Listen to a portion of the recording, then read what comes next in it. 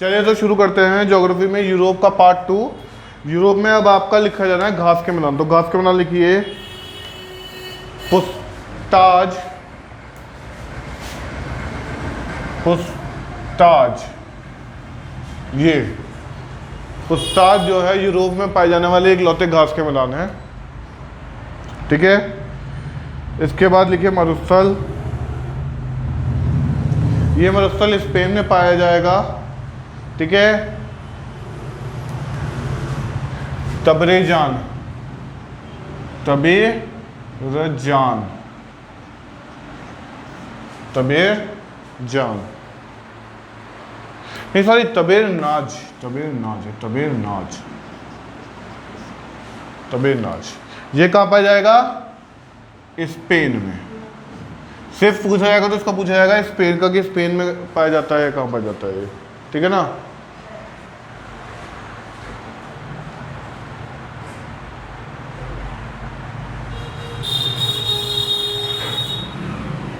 अब आप लिखिए यूरोप के आसपास या यूरोप में पड़ने वाले सागर। यूरोप में कौन कौन से सागर पड़ते हैं उनका एक क्रम लिखवा रहा हूं, लेकिन वो बस ये पूछेगा कि ये सागर कहाँ पड़ता है। ये नहीं पूछेगा कि कौन से देश में पड़ रहा है या किन दो देशों के बीच में पड़ रहा है। तो उसमें आप सबसे पहला लिखिए, एशिया से लेकर चलता हूँ। सबसे पहले कैस्पियन सागर। वैसे कैस्पियन सागर आपको याद होना चाहिए, वो यूरोप और एशिया के बाउंड्री में पड़ता है, कल भी बताया था, है ना। उसका पूछ सकते हैं बस, तो ये ध्यान रखना। जिसका पूछा जाएगा उसका मैं बता दूंगा, जिनका नहीं पूछा जाएगा उसका नहीं बताऊंगा। तो कैस्पियन सागर लिख लिया आपने। उसके बाद काला सागर, कैस्पियन सागर के बाद काला सागर, फिर एजियन सागर, एजियन सागर, एजियन सागर, फिर एड्रियाटिक सागर, एड्रियाटिक सागर,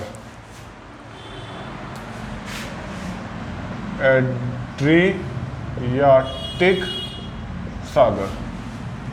ये सागर है, महासागर नहीं है, ये ध्यान रखना। एड्रियाटिक सागर, टेरेनियम सागर, टेरेनियम सागर,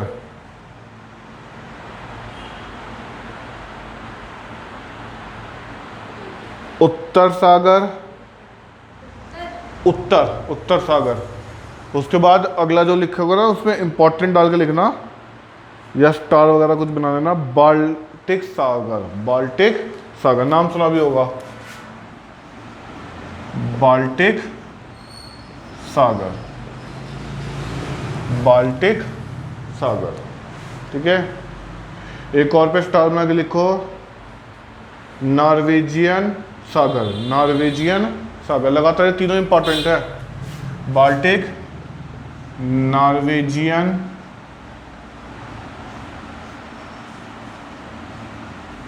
और एक आता है श्वेत यानी व्हाइट सागर।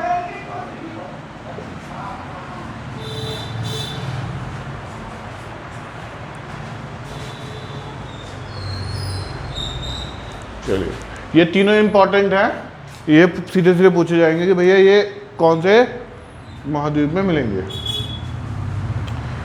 अजोव सागर और लिख लो एक, अजोव, अजोव सागर।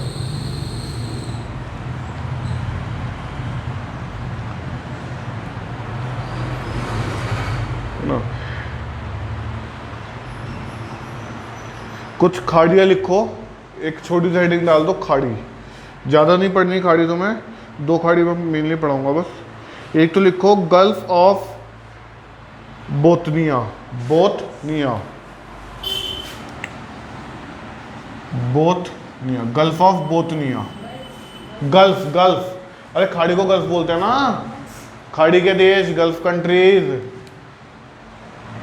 गे अधर लेफ है गल्फ, गल्फ ऑफ बोथनिया। और एक लिखो विस्के, विस्के, विस्के की खाड़ी, विस्के, विस्के की खाड़ी। ठीक है ना।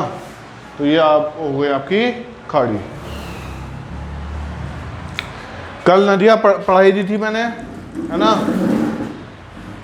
जहाँ पढ़ाई थी नदियाँ वहाँ पे चाहे एक बार दोबारा खोल लो, एक बार बता रहा हूँ, उनके आगे इम्पॉर्टेंट लोकेशन जो है ना वो जहाँ से निकलती है वो लिख लो, चाहे नया बना चाहे नया बना लो। बर्लिन, उसके आगे निकलती है स्प्रे नदी। बनवाई थी स्प्रे नदी कल, बताई थी, तो एक लिख लो नीचे पॉइंट लगा के, बर्लिन से स्प्रे नदी, आधा से प्रे और उस पर बड़ी गाथा प्री, स्प्रे नदी। स्प्रे नदी जो है कहाँ से, बर्लिन, जर्मनी की कैपिटल है, वहाँ से निकल रही है।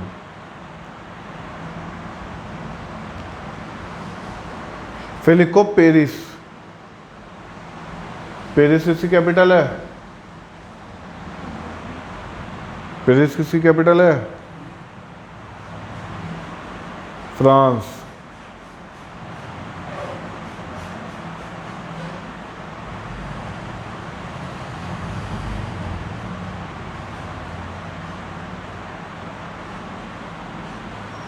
ठीक है ना, इसके आगे लिख लो सीन नदी, सीन नदी थी ना,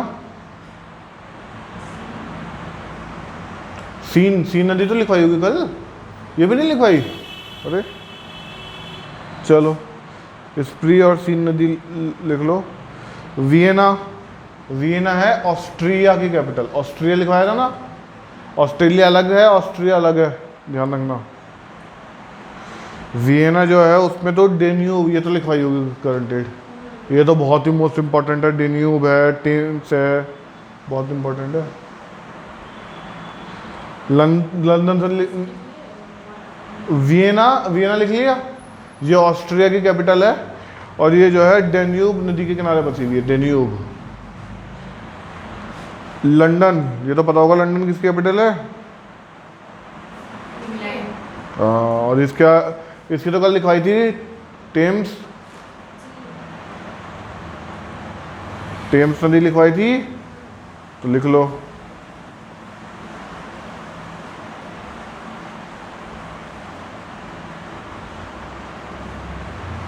लिख लिया। अब लिखो बुडापेस्ट, बुडापेस्ट किसकी कैपिटल है ये, हंगरी, इसका आगे लिख लेना हंगरी, बहुत ही हंगर थी हंगरी, हंगरी, ठीक है। तो हंगरी की कैपिटल है आपकी बुडापेस्ट और इससे भी डेन्यूब नदी ही निकलती है।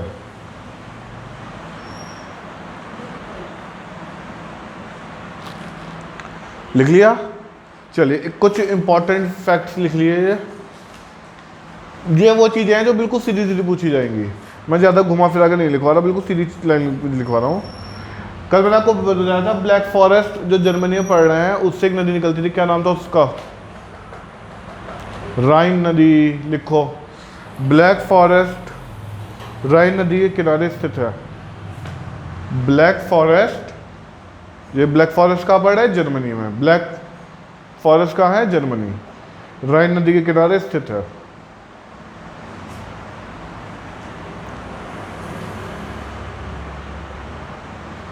माउंट टिटलस कल पढ़ाया था तो वो भी लिखो, माउंट टिटलस जो है वो स्विट्जरलैंड में है, तो तुम्हें ध्यान है मैंने माउंट टिटलस कल पढ़ाया है,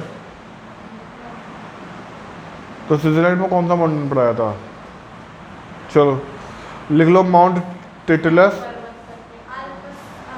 आल्प्स तो वो तीनों से निकला, चलो लिख लो माउंट टिटलस स्विट्जरलैंड।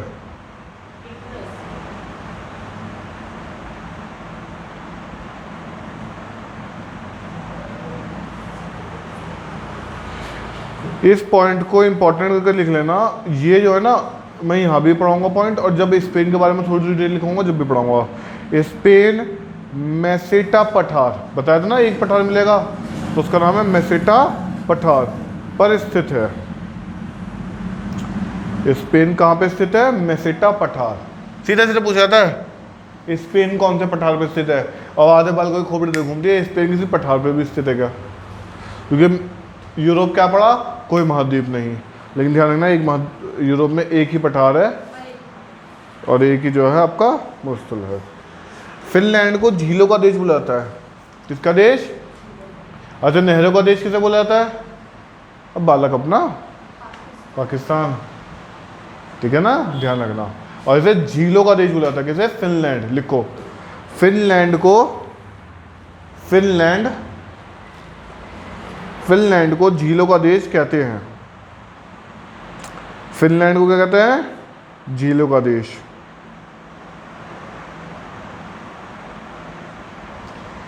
अच्छा, मैंने आपको बताया था कि यूरोप में कितनी कंट्रीज हैं कुल? मेरे ख्याल से मैं अफ्रीका की बताना भूल गया था। जो मैं चेक करो, अफ्रीका का लिखा है टोटल कितनी कंट्रीज लिखी हैं। एशिया के तो बताई होंगी 50, वो 48।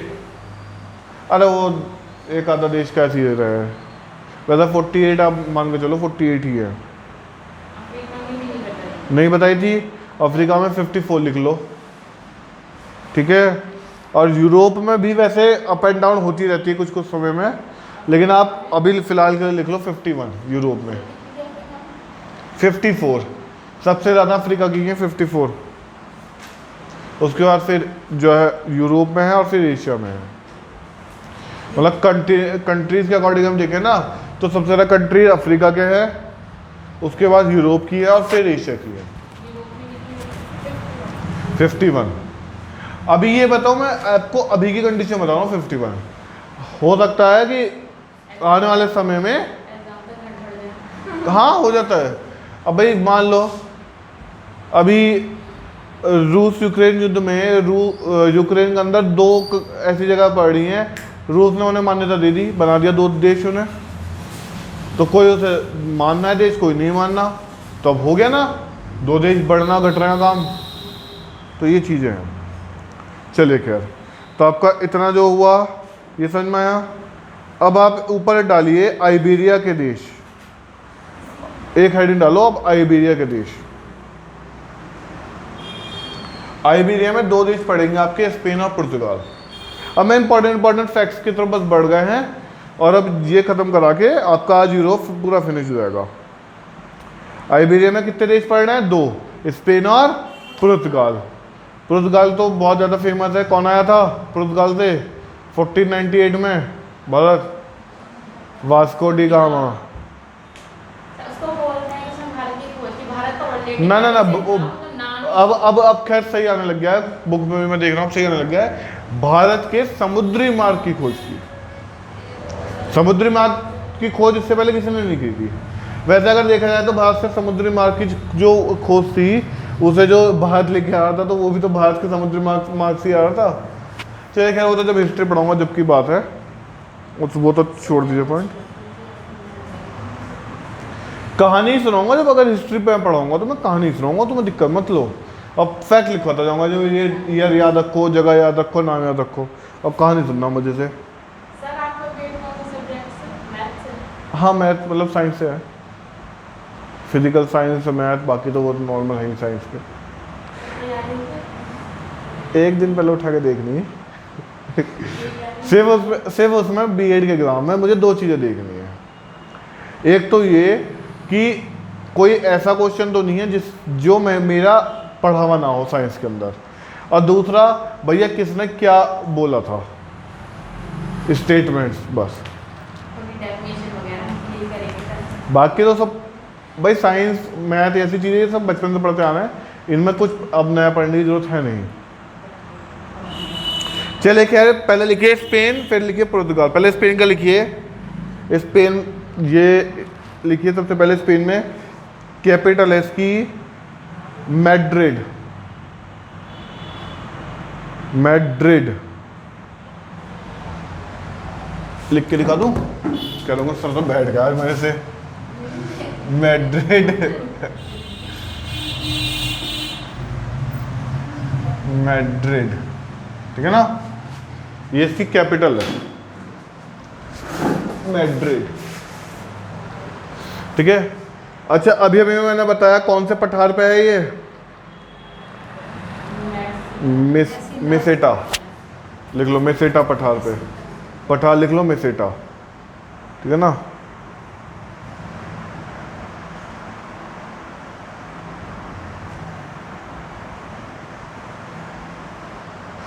इसके ऊपर दो पर्वत श्रृंखलाएं आती हैं, मतलब दो पहाड़ पड़ते हैं इस पे।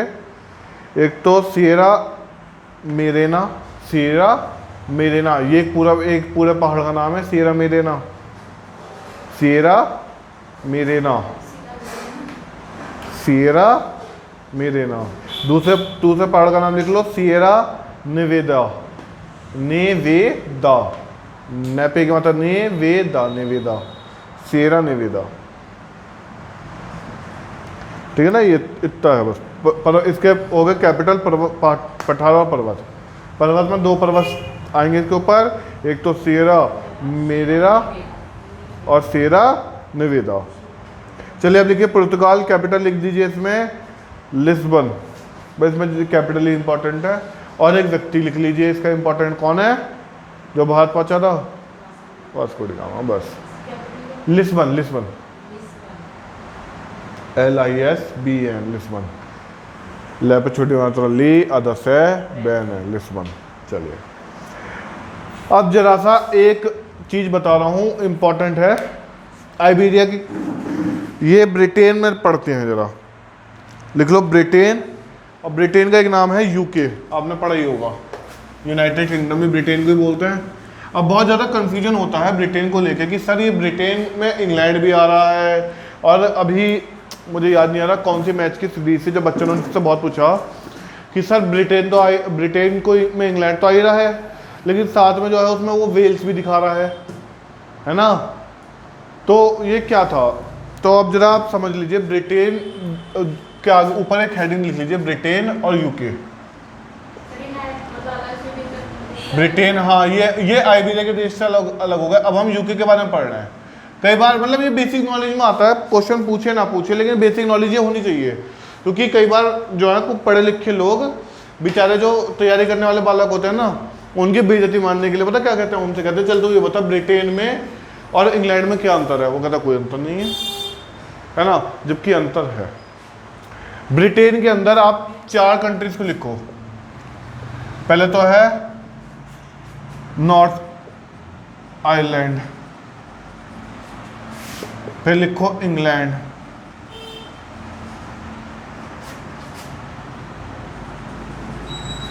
फिर लिख लो आपका वेल्स, ये मछली वाला वेल्स नहीं है, देश है, और फिर लिख लो स्कॉटलैंड।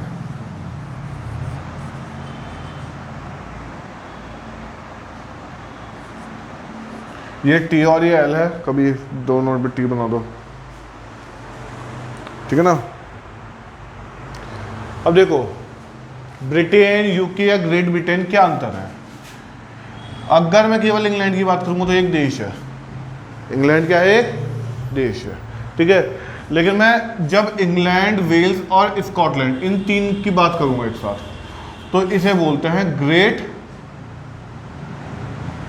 ब्रिटेन। क्या बोलते हैं? Great Britain. क्या बोला? इंग्लैंड, वेल्स और स्कॉटलैंड होगा ग्रेट ब्रिटेन, और अगर इन चारों को मिला दिया तो ये हो गया आपका यूनाइटेड किंगडम यानी यूके। पल्ले पड़ी कहानी, एक बार फिर समझ लो, क्योंकि ये कहानी बहुत ज़्यादा इंपॉर्टेंट है। और मतलब मैंने कई बार देखा है, बेचारा बच्चा तैयारी कर रहा होता है और एक बहुत महान ज्ञानी आता है और बालक की बेइज्जती मार देता है इस चीज़ के ऊपर, और बेचारा बालक का कॉन्फिडेंस डामाडोल हो जाता है। चलिए ध्यान रखिए, इंग्लैंड अपने आप में एक देश है, ठीक है, लेकिन इंग्लैंड, वेल्स और स्कॉटलैंड को मिला देंगे तो क्या बनेगा? Great Britain. England, Wales, Scotland को मिला के Great Britain. North Ireland, England, Wales और स्कॉटलैंड को मिला दिया तो यूनाइटेड किंगडम। इतना क्लियर हो गया? ये इंपॉर्टेंट फैक्ट होते हैं इसके। चलिए तो अब जल्दी से हेडिंग डालिए नॉर्थ आयरलैंड, बस कैपिटल लिख लीजिए डिबलिन। क्या है कैपिटल इसकी? डिबलिन। और अभी मैंने आपको गालवी की खाड़ी लिखवाई थी, अभी खाड़ी में लिखवाया होगा मैंने गालवी की खाड़ी।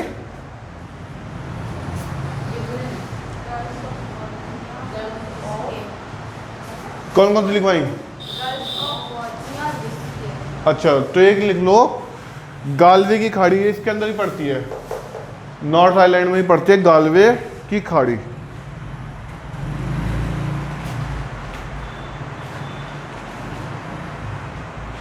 अब लिख लिए इंग्लैंड, कैपिटल क्या होगी इसकी? लंदन, ठीक है ना। और लंदन कौन सी नदी के पास में बसा हुआ है? टेम्स। हाँ टेम्स या थीम्स, हाँ चलिए लिख लिया था। अच्छा एक लाइन लिख लेना इसमें, इंपॉर्टेंट है। इंग्लैंड का नॉर्थ आइलैंड लिखा है नहीं, इसकी कैपिटल क्या लिखी? लिख ली, ठीक। इसमें कौन सी? हाँ ठीक है, गालवे की खाड़ी लिख ली। अब इंग्लैंड लिखो, इंग्लैंड की कैपिटल लिख ली लंदन, ठीक है। इसमें एक लाइन लिख लो, बाकी तुम्हारा लंदन का पता चल गया कि कौन सी नदी के पास में बसा हुआ है, थेम्स नदी के। इसमें एक पॉइंट लिख लो यूके, ठीक है ना, या ऐसा लिख लो, यूके भी मत लिखो, इंग्लैंड और नॉर्थ आइलैंड, क्या क्या लिख रहा हूँ आज, नॉर्थ आइलैंड के बीच उत्तरी चैनल है। क्या है इसके बीच में? उत्तरी चैनल। ये समुद्र में आप अलग अलग डिग्री पर अलग अलग चैनल पड़े हुए हैं, ठीक है ना। तो इसके बीच में कौन सा चैनल पड़ता है? उत्तरी चैनल। मैं ध्यान नहीं आ रहा बस, लेकिन शायद एसएससी सीपीयू में पूछा था या उसमें पूछा था, किसी में पूछा था कि इंग्लैंड और नॉर्थ आइलैंड के बीच में कौन सा चैनल पड़ता है। तो ध्यान रखना उत्तर चैनल या उत्तरी चैनल, ठीक है। लिख लो एक इसमें एक दो वो लिखो इंग्लैंड में सिटीज, जैसे हमारे यहाँ मुंबई अहमदाबाद है ना, ऐसे ही इसमें दो सिटीज लिखो, मैनचेस्टर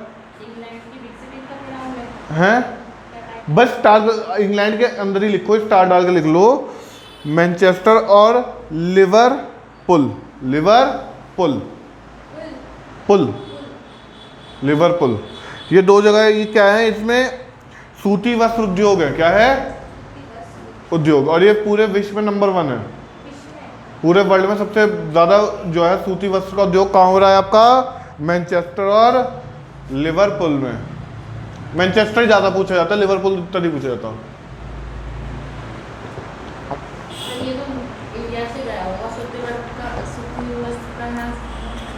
हिस्ट्री में पढ़ा दूंगा पूरा, नहीं आप अभी थोड़ा सा हिंदी में ना, पूरा नहीं गया लेकिन हाँ काफ़ी सारा क्योंकि अभी तक ये सब चीज़ें इंडिया में था। तो पूरा सिल्क रूट अगर चाइना से इंडिया होते हुए जा रहा था, तिब्बत होते हुए नहीं जा रहा था, इंडिया तो सारे टैलेंट लूट ले। यही तो होता है। अब लिखो वेल्स, बस कैपिटल लिख दो कार्डिक, कार्डिक।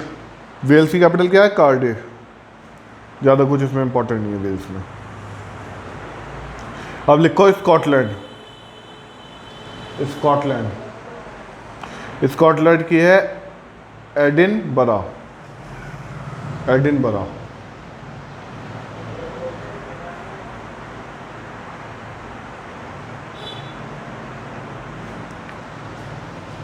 यहाँ पे एक इम्पॉर्टेंट खान मिलती है, लेकिन खान वगैरह तुम्हारे में दे नहीं रखी है ना, खान नहीं दे रखी, छोड़ दो।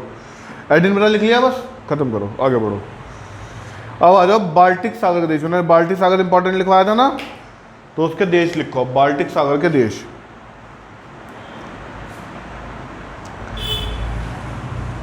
तीन देश लिखो, एस्टोनिया, लटाविया और लिथुआनिया।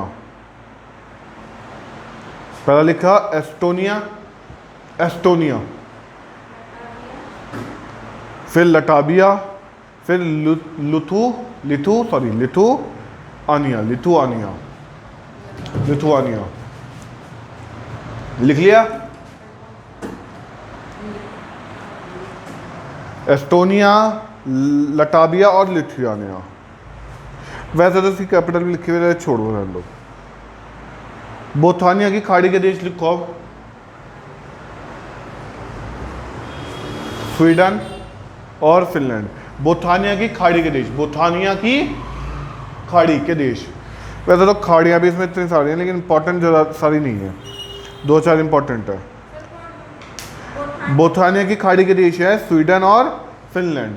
फिनलैंड अभी पढ़ाया था, तो वो फिनलैंड वही वाला जो झीलों का जो देश है, इसलिए इंपॉर्टेंट है बस, और कुछ नहीं। बाकी अब लिखो काला सागर के देश, इसमें भी 3 देश लिख लो, उसमें से एक पढ़ाऊंगा, बाकी 2 ऊपर ऊपर थोड़ा उड़ा दूंगा। यूक्रेन, रोमानिया, काले सागर के देश है ये। काले सागर के देश कौन कौन से 3 है? यूक्रेन, रोमानिया और बुल्गारिया। यूक्रेन, रोमानिया और बुल्गारिया, ये क्या है? काले सागर के 3 देश हैं, जिसमें से यूक्रेन के बारे में अच्छे से पढ़ के जाना। हाँ, नहीं रियलिटी फैक्ट है भाई।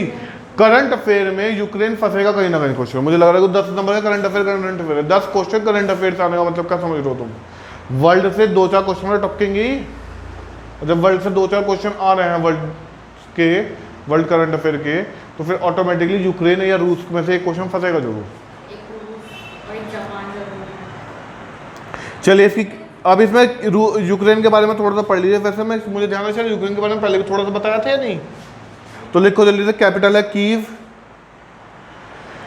और मैंने आपको बताया था कि यहाँ पे डेन्यूब नदी आगे खत्म होती है। कीव इसकी कैपिटल कल बताई भी शायद, मुझे ध्यान आ रहा है ना? तो अब इसमें क्या हो रहा था, कौन सी रिवर आगे खत्म हो रही है? डेन्यूब रिवर आगे खत्म हो रही है। अब देखो रिवर का जो एंड पॉइंट होता है ना, किसी भी जब भी आप कभी किसी नदी के बारे में पढ़ोगे ना, तो नदी की जो लास्ट स्टेज होती है, जो बिल्कुल लास्ट में नदी पहुंचती है ना, उस नदी पे आके वो डेल्टा बनाती है। क्या बनाती है? डेल्टा बनाती है। चाहे आप ब्रह्मपुत्र ले लो, चाहे गंगा ले लो, देखो दुनिया का सबसे बड़ा डेल्टा समुद्र में बना रही नहीं बना रही है।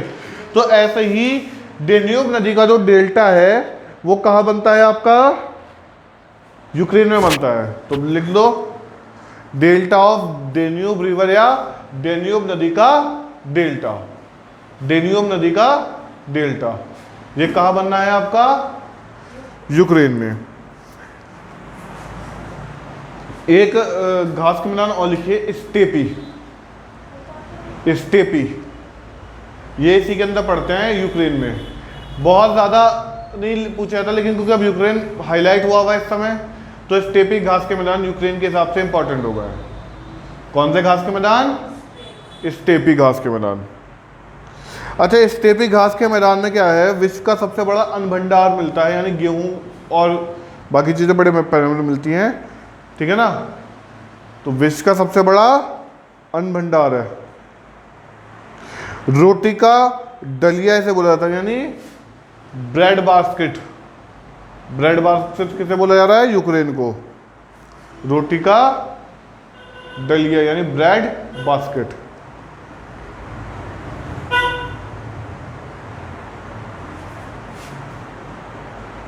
बाकी रोमानिया और बल्गारिया उड़ा दो ऐसी। अब आ जाओ नीदरलैंड। नीदरलैंड एक देश है।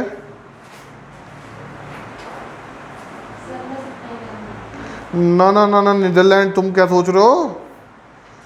ये जो मैं लिखवा रहा हूँ, मैं सारे देश नहीं लिखवा रहा, मैं सिर्फ वो लिखवा रहा हूँ जो पेपर में आ सकते हैं, ठीक है ना?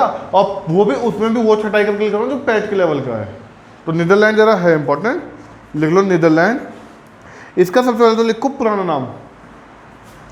इसका पुराना नाम सबसे पहले पूछा जाता है होलैंड। होलैंड पूछा था, होलैंड को किसका पुराना नाम है, या होलैंड किसे कहते हैं? तो नीदरलैंड का है। ये इसलिए इंपॉर्टेंट है।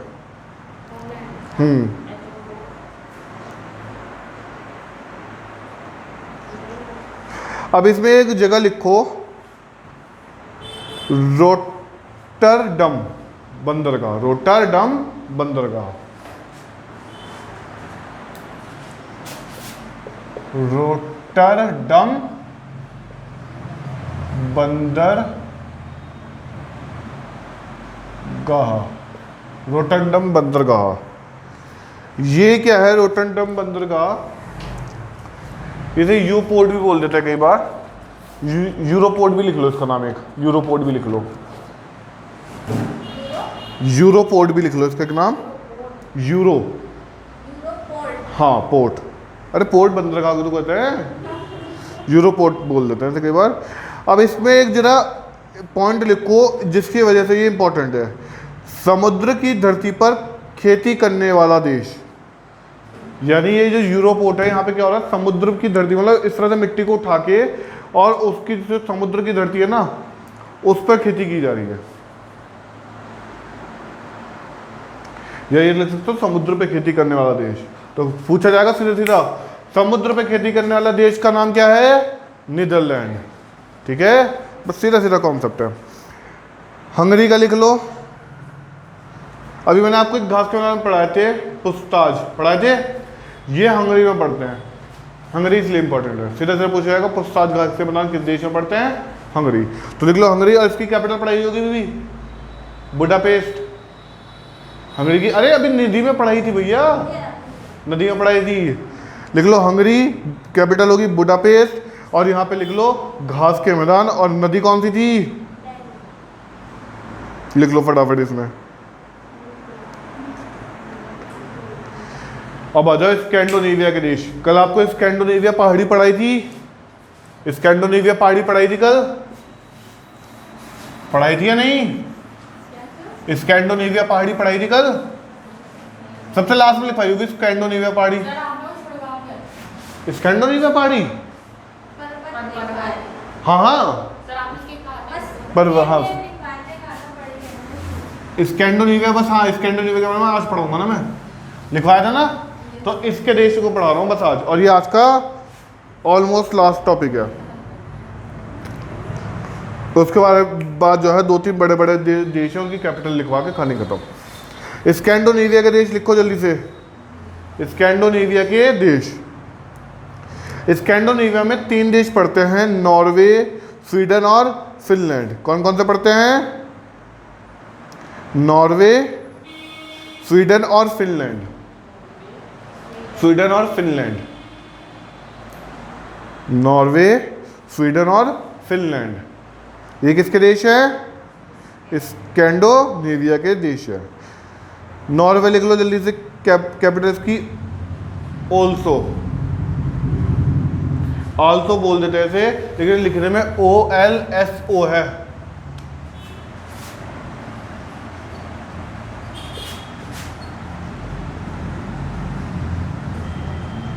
ओल्सो।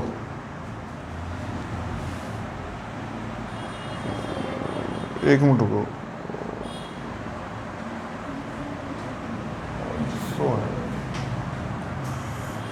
आल्सो, आल्सलो है, आल्सलो। एक बार स्पेलिंग घर पे जाकर चेक कर लेना एक बार स्पेलिंग नेट से, है ना। चलिए आगे बात करते हैं। इसमें असल में क्या है, बिल्कुल नॉर्वे में एक चीज़ और लिखो, ये इसका यूरोप का सबसे नॉर्थन देश है, सबसे नॉर्दर्न देश है, यानी सबसे उत्तरी देश है। अब जरा ध्यान से देखो, नॉर्थ का जब यूरोप सबसे ऊपर पड़ रहा है, उसमें भी सबसे ऊपर का देश चले गया, है ना। तो ये बिल्कुल आपका एंटार्क्टिक रीजन के लगभग में नहीं पड़ गया, पड़ गया। तो वहाँ पे क्या होगा, यहाँ पे जो सूरज होगा ये दिन और रात में दोनों टाइम दिख जाएगा। तो यहाँ पे लिख लो मध्य रात्रि का देश, वो मध्य रात्रि सूर्य का देश, यानी यहाँ पे रात में भी क्या दिखेगा आपको? सूर्य दिखेगा।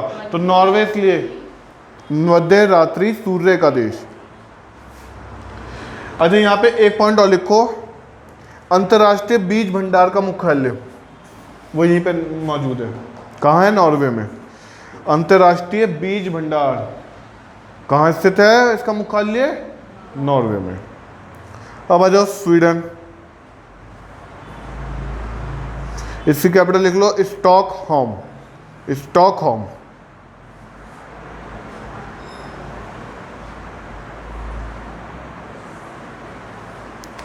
स्टॉकहोम में जो है लिख लीजिए, स्विट्जरलैंड के अंदर स्टॉकहोम उसकी कैपिटल हो गई। और आगे लिखिए, सभी नोबेल पुरस्कार स्टॉकहोम में ही दिए जाते हैं। स्टॉकहोम का जो वो है ना कैपिटल, वो सॉरी स्वीडन का जो कैपिटल है स्टॉकहोम, उसमें ही सारे क्या दिए जाते हैं?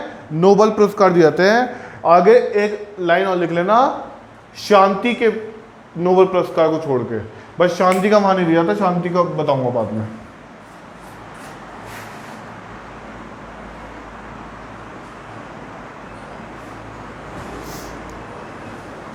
अब लिखो फिनलैंड,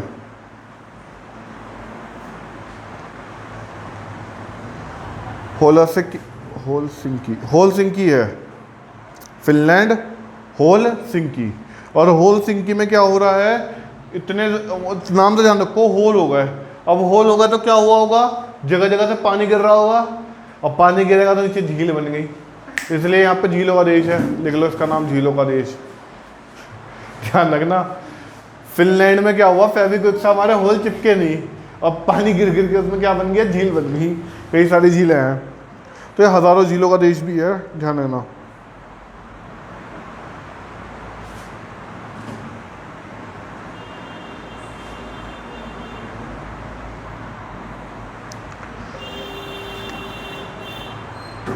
बाकी इसमें एक लिखो डेनमार्क, ये इसका नहीं है, अब अलग से लिखवा रहा हूँ। इंपॉर्टेंट जो कंट्रीज यूरोप की है ना, डेनमार्क क्यों इंपॉर्टेंट है उसकी वजह समझ लो। डेनमार्क के पास, आपने हमेशा देखा होगा जब भी आप इधर नॉर्थ अमेरिका देखते होंगे ना, तो उसके जस्ट बगल में बहुत बड़ा सा टापू दिखता होगा, ग्रीनलैंड दिखता है। हमें लगता होगा ग्रीनलैंड अमेरिका का हिस्सा है, बल्कि ग्रीनलैंड असल में डेनमार्क के कब्जे में है आज भी। आज भी ग्रीनलैंड किसका है, डेनमार्क का है, लिख लो।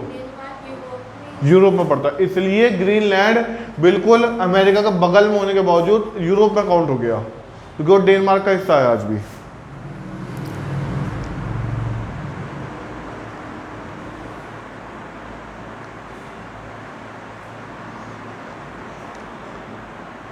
है ना, तो इसलिए बस इसके अंदर बाकी तुम्हारे लायक कोई ऐसा पॉइंट है नहीं। ऑस्ट्रेलिया की कैपिटल भी बताई दी थी तुम्हें, इटली। हाँ, इटली के बारे में लिख लो, इडली मत बना दो उसकी, इटली है वो कभी इडली सामान बना दो उसका।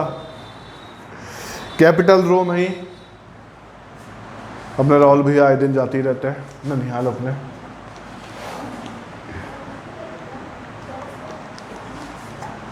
कैपिटल क्या है इसकी, रोम। रोम, इटली की कैपिटल रोम है। और रोम के लिए आगे एक लाइन लिखो, यूरोप का सबसे बड़ा नगर। जैसे एशिया के सबसे बड़ा सिटी कौन सी थी, सबसे बड़ी सिटी एरिया वाइज चीन की थी। चीन की कैपिटल क्या थी, बर्लिंगम। हाँ बीजिंग, अरे मैं बर्लिंगम बोल गया, बर्लिंगम बोल गया मैं गलती से, बीजिंग। बर्लिंगम में घुस गया मैं जाके। चलिए, तो यूरोप का सबसे बड़ा नगर हो गया, है ना।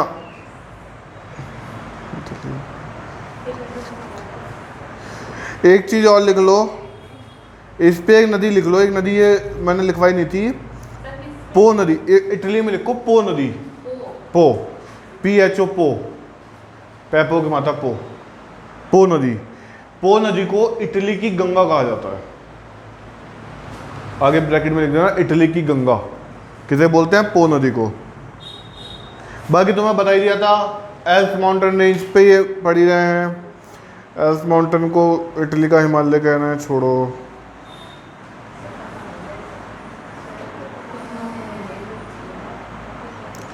अब लिख लो बस जर्मनी। जर्मनी की कैपिटल तो याद होगा,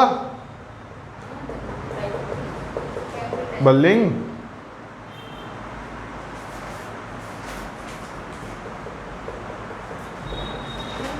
और बाल्टिक सागर हो गया, कील नहर हो गया, कुछ खास इसमें भी नहीं बचा। चलिए भैया, इसी के साथ आपकी यूरोप भी हो गया समाप्त। अब भैया आपका बचा है 3 कॉन्टिनेंट बचे हैं, कौन कौन से, नॉर्थ अमेरिका, साउथ अमेरिका और अंटार्कटिक। ठीक है, अब भैया मेरे सामने दिक्कत एक ये है, कल से पवित्र सर भी क्लास लेंगे और अभी रजत सर और अपूर्व सर की क्लास पूरी हुई नहीं है। चलिए पहले इस वीडियो को बंद कर देते हैं। तो चलिए आप लोगों से जो है होती है मुलाकात, कल होती